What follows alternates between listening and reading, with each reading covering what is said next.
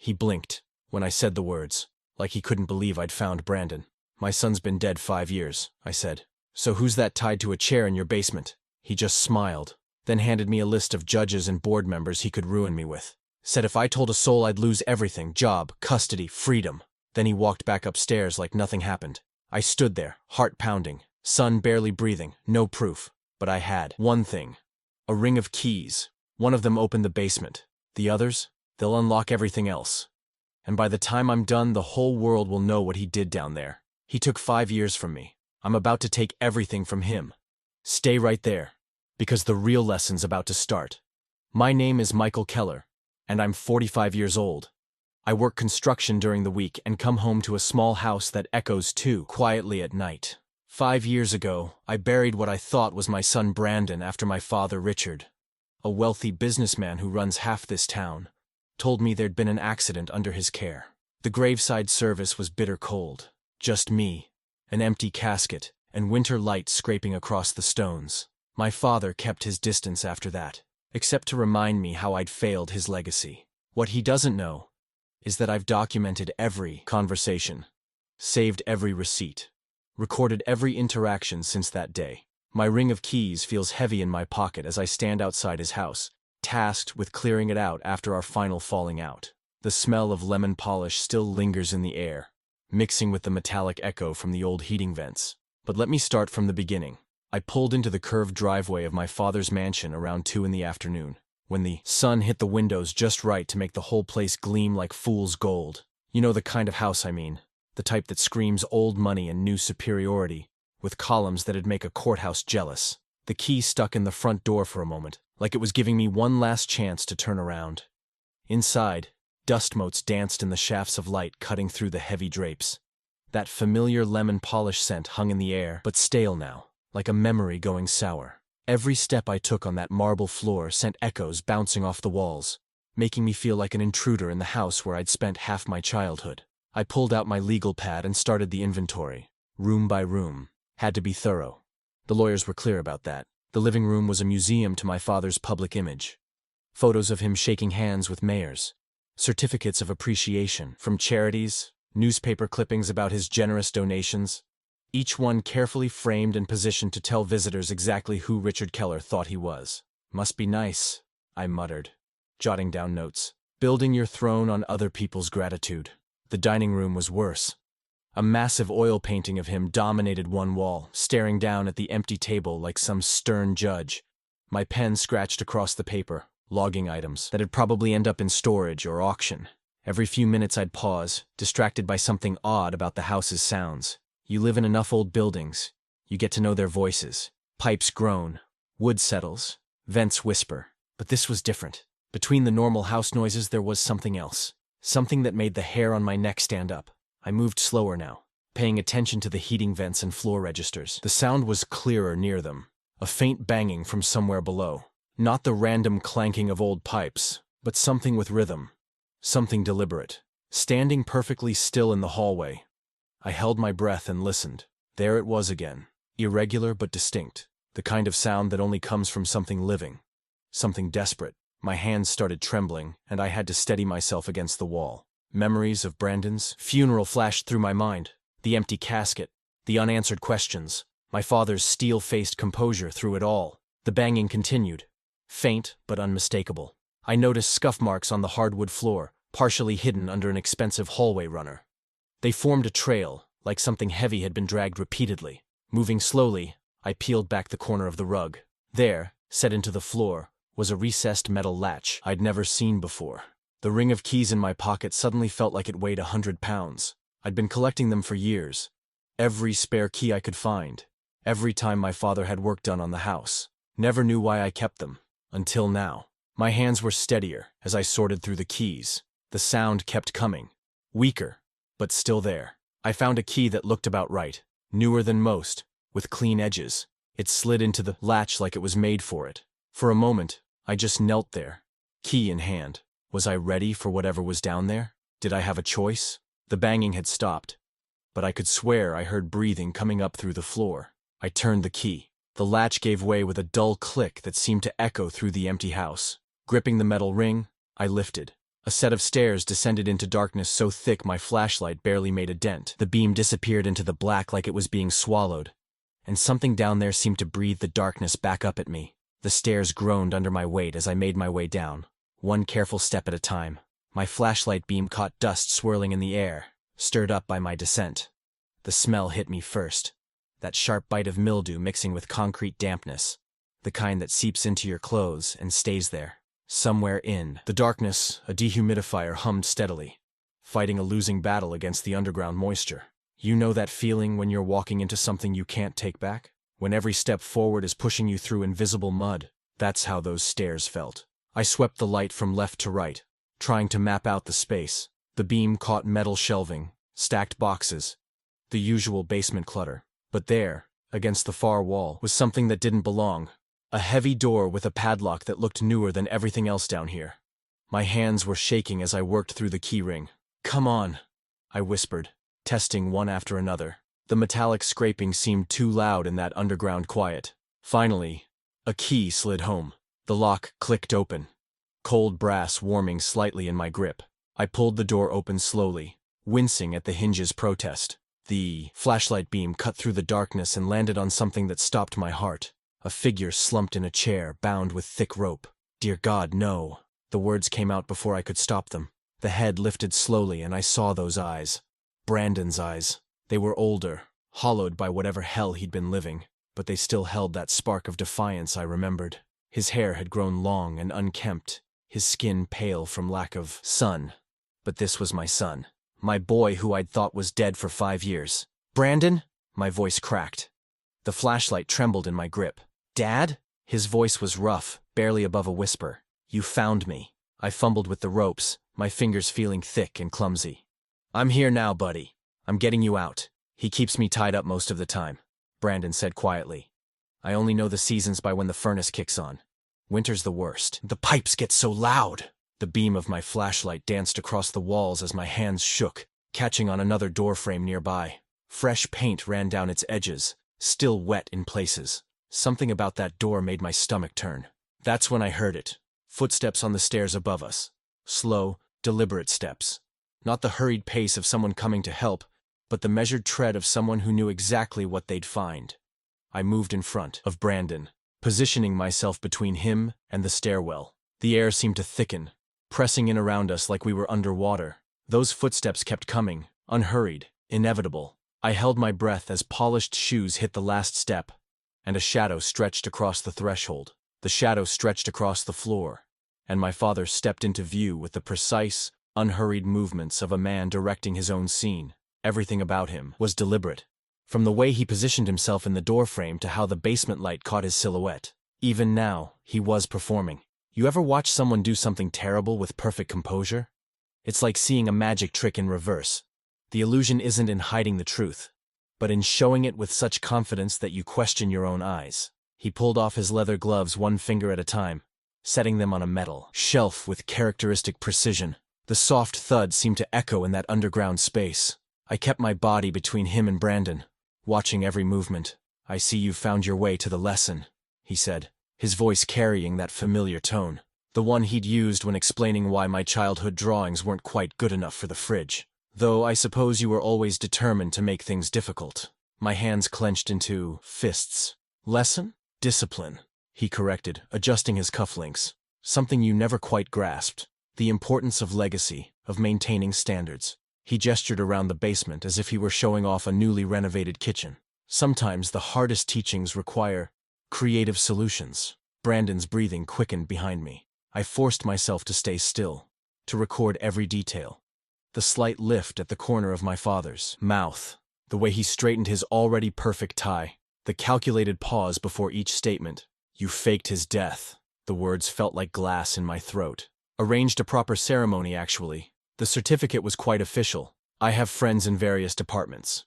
He stepped closer, testing my restraint. The winter light that day was particularly dramatic.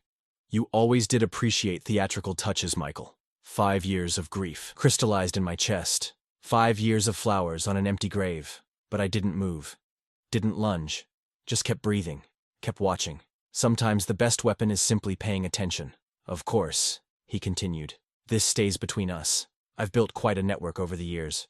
Hospital boards, charity committees, judges who appreciate my civic-mindedness. His smile tightened. It would be unfortunate if certain allegations emerged about your stability. Mental health issues can complicate custody arrangements, employment opportunities. Stories spread so quickly in small towns. Behind me, Brandon's breath came in shallow gasps. I wanted to turn around to check on him, but I couldn't risk taking my eyes off my father. The threat wasn't just in what he'd said, it was in everything he could still do. Looking at him then, I understood something crucial. I had no proof. Nothing I could use without putting Brandon at risk. My father had spent years building his fortress of respectability, brick by charitable brick. One wrong move now would bury us both. "Clean up carefully before you leave," he said, reaching for his gloves. "I expect the house locked by dusk." He pulled them on with practiced efficiency.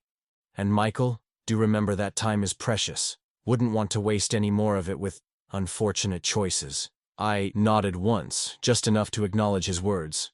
Already my mind was racing, calculating angles and exits, mapping out the minutes we had left. Time might have been his weapon for 5 years, but now it was my only currency. He turned to leave, each step as measured as his entrance. The stairs creaked under his weight. 4 steps, pause, 3 more. The door at the top opened and closed with a decisive click. As soon as I heard my father's footsteps moving toward his study upstairs, followed by the muffled ring of his phone, I knew we had minutes at best. I hurried back to Brandon, my hands steadier than my heart as I worked at the loose knots. "Can you walk?" I whispered, supporting his elbow as he stood on shaky legs. He nodded, though his face was pale as printer paper. I guided him to a small maintenance alcove I'd spotted earlier, hidden behind the water heater. Just enough space for him to rest without being visible from the stairs. You know that feeling when you're trying to be quick and quiet at the same time?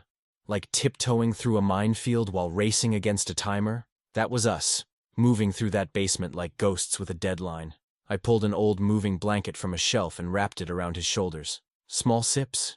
I murmured, holding my water bottle to his lips. His hands trembled too much to hold it himself. The sight of him drinking, so careful and desperate at once, made my throat tight. He looked just like he had as a kid, trying not to spill his juice at breakfast. "Listen carefully," I said, keeping my voice low as footsteps creaked overhead. "I know you want out right now. God knows I want to carry you straight to the car. But he's got this whole town wrapped around his finger. If we go to the police, it'll be his word against ours, and guess whose story they'll believe?" Brandon's eyes, though tired, showed he understood. "The generous philanthropist versus the estranged son," he whispered. "Exactly. We need proof first. Real evidence that'll stick." I squeezed his shoulder. "Can you hold on a little longer? I swear I won't leave you here another night more than necessary." He gripped my hand once, hard. That was answer enough. I helped him back to the chair, making sure the ropes looked secure while actually leaving him enough slack to slip free if needed. From my pocket, I pulled out a tiny voice recorder. Old habit of mine, keeping one handy. Never thought it'd be for something like this. I tucked it carefully into a joint where 2 air ducts met, angling it toward the center of the room. "If he comes down here," I said, "let him talk. The more he says, the better." Upstairs, I made a show of moving boxes and sorting papers, photographing everything that might help build our case. The dates on prescription bottles in his bathroom cabinet, evidence of his methodical planning.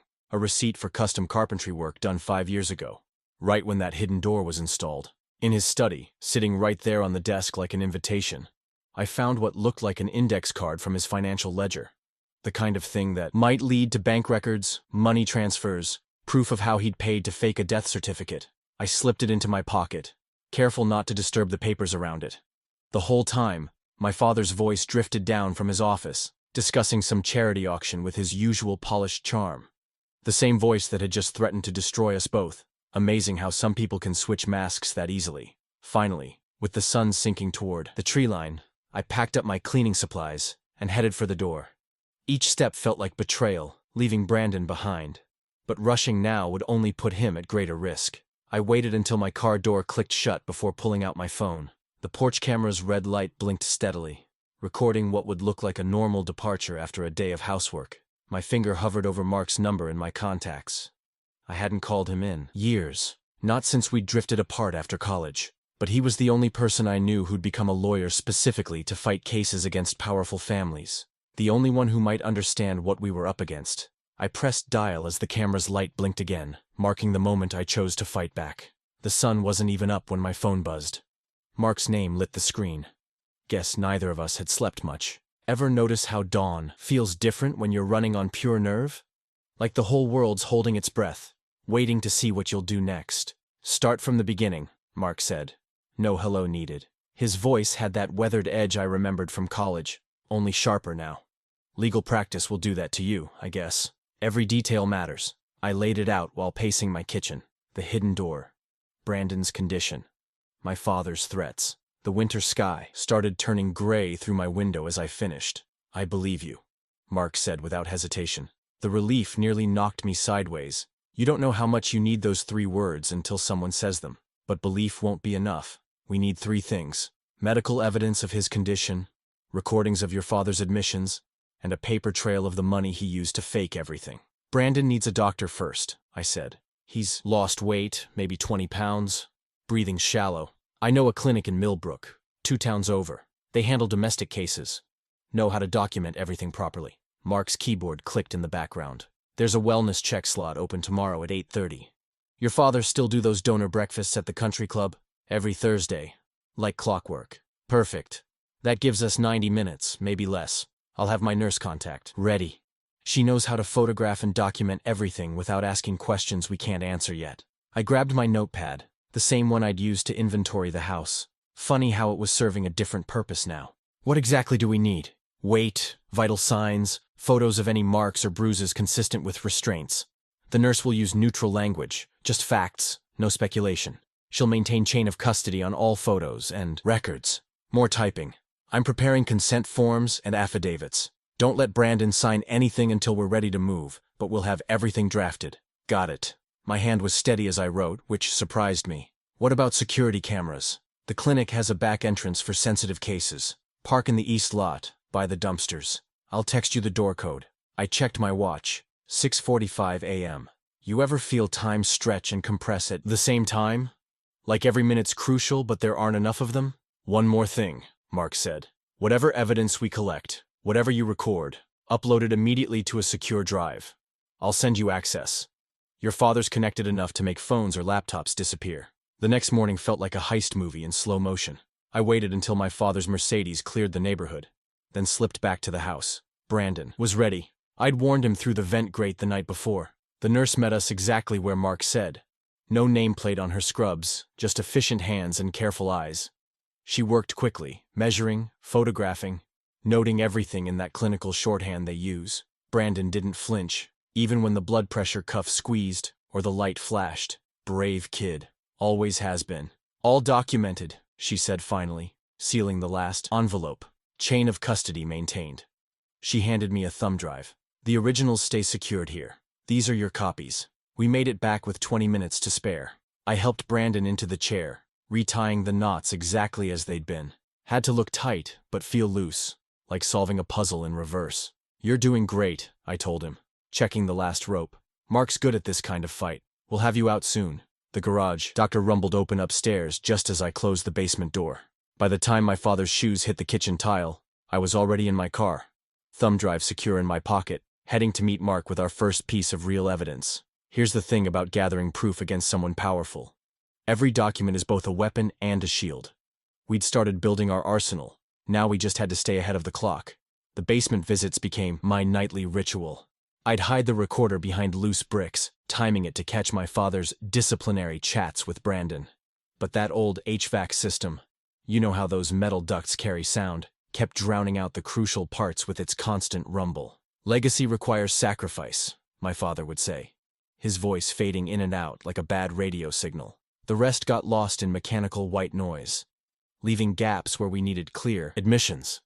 You ever watch someone get more paranoid by the day? It started with the light bulbs. He replaced every single one down there, brightening corners that hadn't seen good light in years. Then one morning, I came in to find him examining a vent screw I hadn't tightened properly the night before. Interesting, he said, turning it slowly between his fingers. I don't recall authorizing any maintenance down here. My stomach dropped, but I kept my face neutral, just trying to be thorough with the cleanup.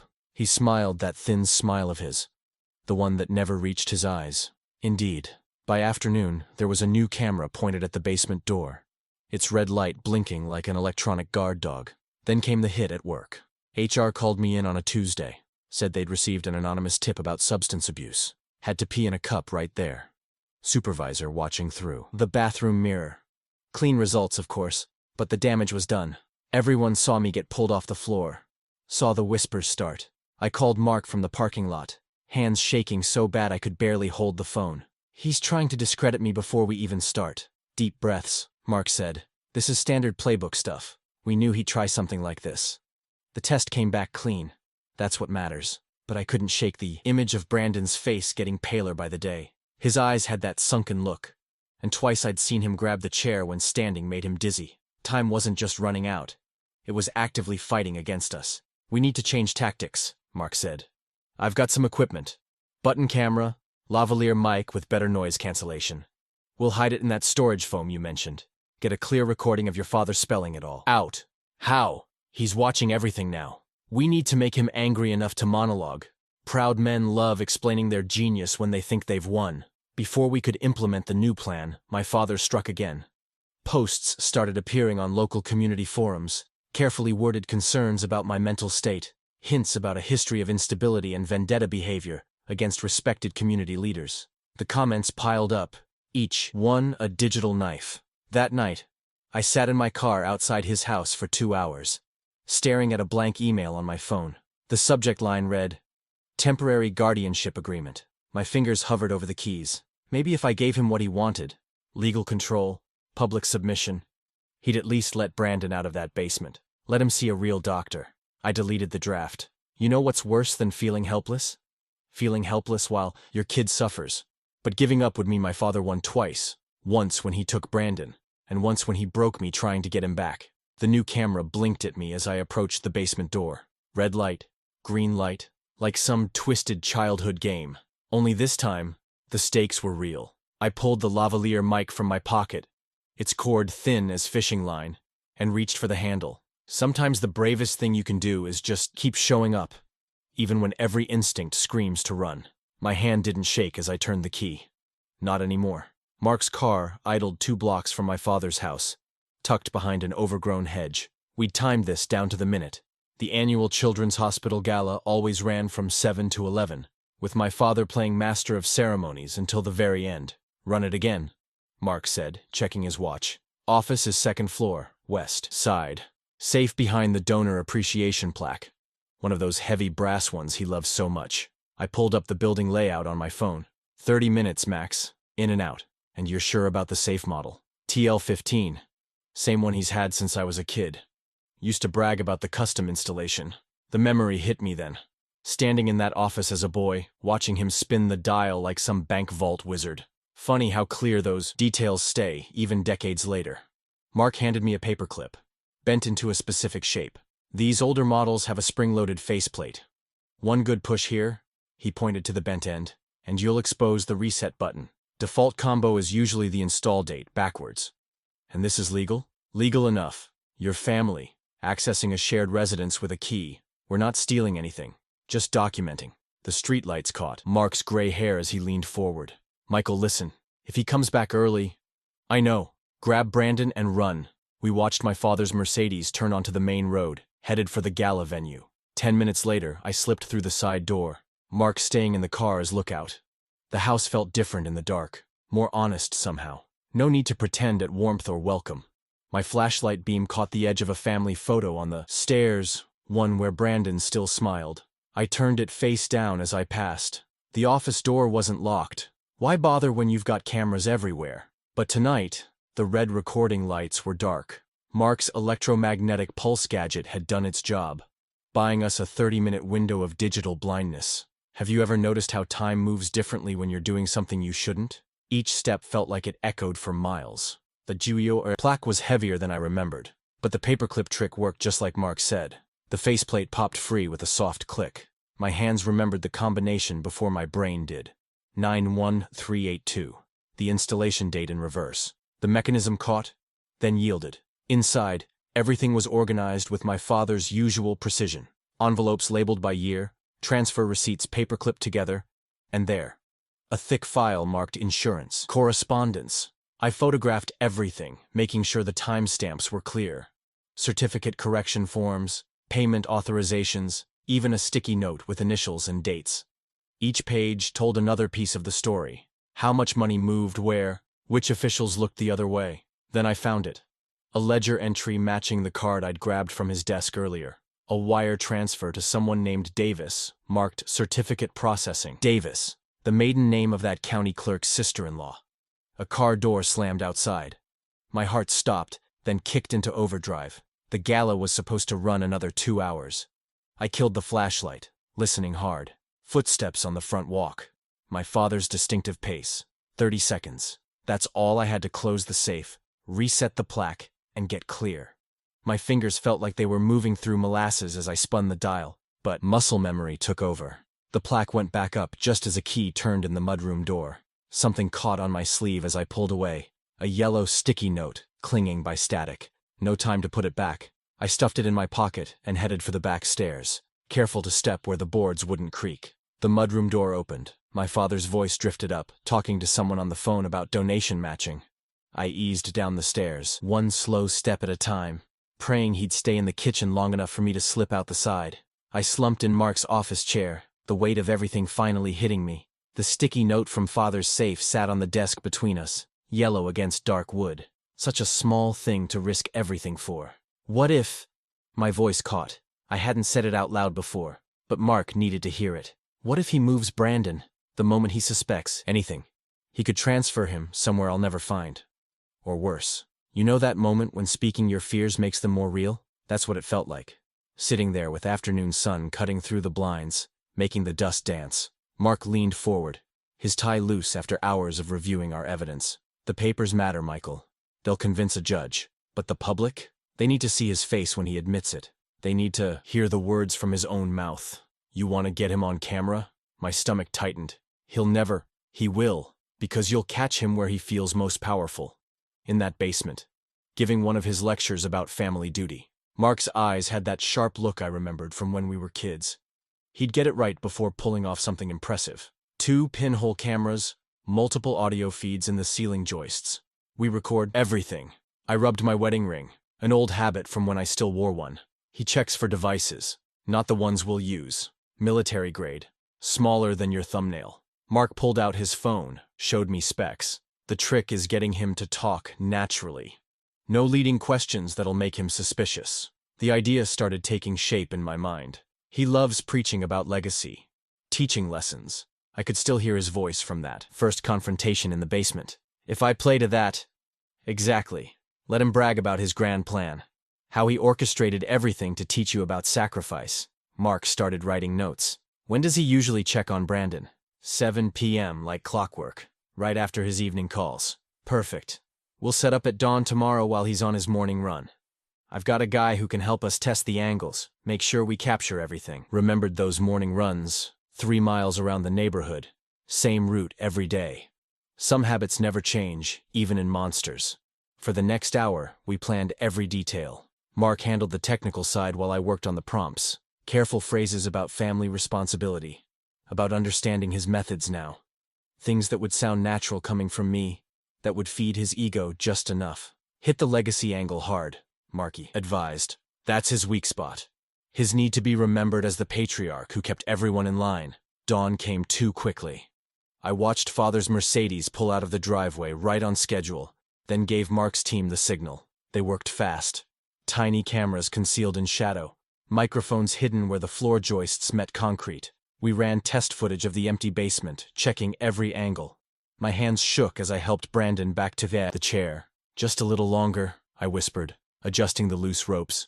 Whatever he says, whatever I say, remember it's almost over. Brandon nodded, his eyes clearer than I'd seen them in days. Maybe hope is its own kind of medicine. I checked my watch, 6:45 p.m. Father would be heading down soon. Mark's voice came through my earpiece one last time. Cameras are hot. Audio feeds are strong. You've got this, Michael. I touched the remote on my wrist that would start the recording.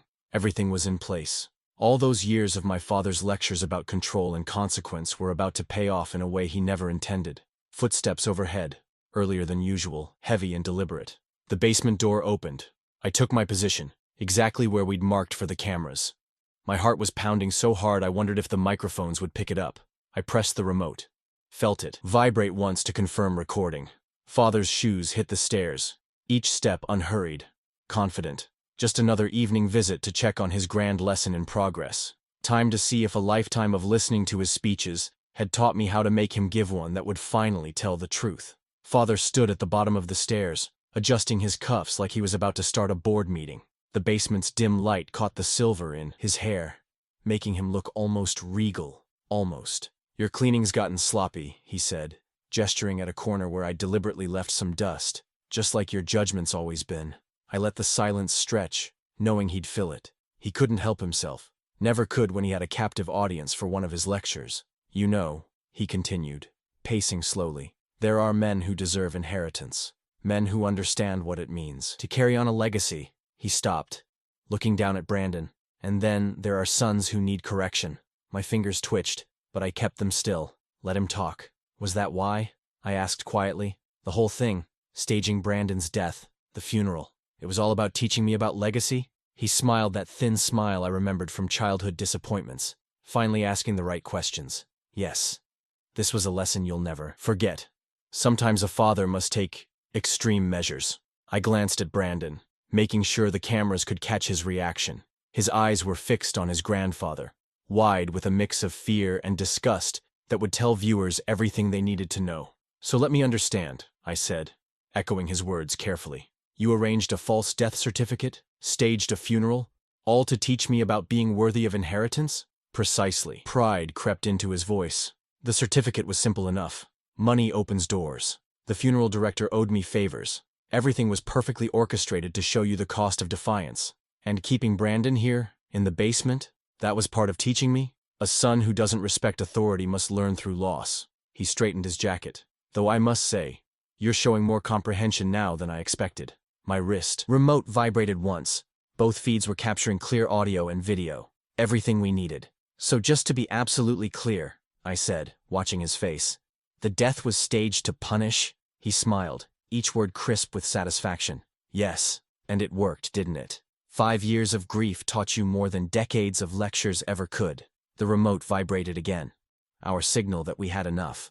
I kept my voice steady. "I need to check something. Upstairs. I'll be back." "Take your time," he said, already turning away. "We have all the time we need for this lesson." I climbed the stairs slowly, deliberately. "Don't rush," I told myself. "Don't give anything away." In my pocket, the SD cards felt warm against my leg. The walk to my car was the longest 30 seconds of my life. I didn't look back at the house, didn't acknowledge the camera I knew was watching from above the garage. Inside the car, I connected my phone to the hotspot we'd set up earlier. 3 bars. Enough for what we needed. I sent the files to Mark using our secured upload link. While I waited, I remembered all those donor dinners where Father had held court, teaching everyone within earshot about the importance of public image, about reputation, about legacy. My phone buzzed. Mark's confirmation that everything was ready. Cloud backup secured, attorney statements prepared, and uploads queued for multiple platforms. All I had to do was press publish. I took one deep breath, thought of Brandon's face when I first found him in that basement, and hit the button. For a moment nothing happened, just silence, and the soft tick of my car's cooling engine. Then the notifications started. One ping, then another, then a cascade of alerts as the story began to spread. I watched the view counter climb on Mark's first upload, 100, thousands, tens of thousands. Each refresh brought a new wave of comments, all of them saying what I'd waited 5 years to hear. "Did you see his face when he admitted it? That poor kid in the chair. Someone check those donor records now. Remember those old westerns where news spreads across town like wildfire? That's what this felt like, except the whole world was our small town. Every share, every repost stripped another layer of polish off Father's carefully maintained image." My phone buzzed. "Mark, it's everywhere," he said without preamble. "Local news picked it up first, then regional. National outlets are calling for comment." I rubbed my eyes, thinking of all those charity galas where Father had worked the room like a conductor. Every gesture calculated for maximum effect. What's he saying? Nothing yet, but his PR team just put out a statement, calling it malicious fabrication and threatening lawsuits. Mark's laugh was dry. "They clearly haven't watched the whole video. The basement footage kept spreading. Someone had made a compilation. Father's smug declarations about deserving inheritance, playing alongside photos of his donor plaques, then cutting to Brandon tied to that chair. The contrast hit like a punch to the gut. "Michael," Mark's voice sharpened. "The DA's office just called. They want everything. Original files, documentation of how we got them, medical records, the works." I opened my laptop to the folder we'd prepared. "Sending now. Don't forget the safe photos. Already included. Plus the clinic records and those affidavits we got ready." A pause. "How are you holding up?" Before I could answer, my screen lit up with a news alert. Father's face filled the frame, hair perfect even in crisis, reading from a prepared statement about false allegations and family disputes taken out of context. But you could see it in his eyes. That flicker of fear when he realized the cameras caught every word, every gesture of his basement confession. His legacy was unraveling in real time. My other line beeped. "Gotta go, Mark." The new caller was Theodore Wells, head of the hospital board where Father had held court for 20 years. His voice shook. "Michael, we never knew. The donations, his reputation, we should have looked closer." I thought of all the times I'd seen Wells laugh at Father's jokes, nod at his wisdom. "But you didn't." "No." He swallowed hard. "I've called an emergency board meeting. We're announcing his removal within the hour." A pause. "I'm so sorry about your boy." The call ended just as another news alert popped up. Prosecutors had filed for emergency asset freezes, targeting every account linked to the fake death certificate and associated bribes. The motion cited substantial evidence of fraud and conspiracy. You know that moment in chess when your opponent realizes they've lost, but the final moves still have to play out? That's what this felt like. Each notification was another piece falling. Mark texted, "Turn on Channel 4. I flipped to local news just in time to see a courthouse clerk stamping papers, while the reporter's voiceover explained the scope of the seizure orders. The camera panned to show a U.S. Marshal striding toward his vehicle, a thick envelope of documents in hand. The ticker at the bottom read, "Breaking. Federal authorities move to freeze assets in Keller family fraud case." My phone buzzed again. Mark sending a photo of that same Marshal's car pulling up to Father's front gate. Light bar flashing against the manicured hedges. All those years of polishing doorknobs and straightening donor photos. All that careful cultivation of power and prestige. It was crumbling faster than Father could possibly prop it up. His own words, caught on camera in that basement, were doing what my silence never could. I watched the Marshal reach for Father's doorbell, thinking of something Brandon once said during those brief moments we'd had in the basement. Sometimes the truth just needs a little light. The courthouse steps felt different in morning light. I'd climbed them dozens of times during custody battles years ago, but this time, I wasn't the one on defense. Mark met me at the entrance, coffee in hand. "Ready? As I'll ever be." You ever notice how justice moves like molasses until it doesn't? Once those first emergency orders hit, everything accelerated. Discovery demands flooded in, each one peeling back another layer of Father's carefully constructed image. Bank records, transfer logs, correspondence, all of it laid bare under fluorescent lights while clerks cataloged every detail. I kept my focus narrow. Brandon's recovery, nothing else. Let the prosecutors handle Father's empire. I had a son to rebuild. "Your Honor," Mark said during one hearing, "we have updated medical records showing significant improvement." He passed folders to the bench. Weight gain of 12 pounds, normalized vital signs, and, he paused for effect, marked reduction in anxiety responses. The judge, a sharp-eyed woman who'd clearly read every document, nodded.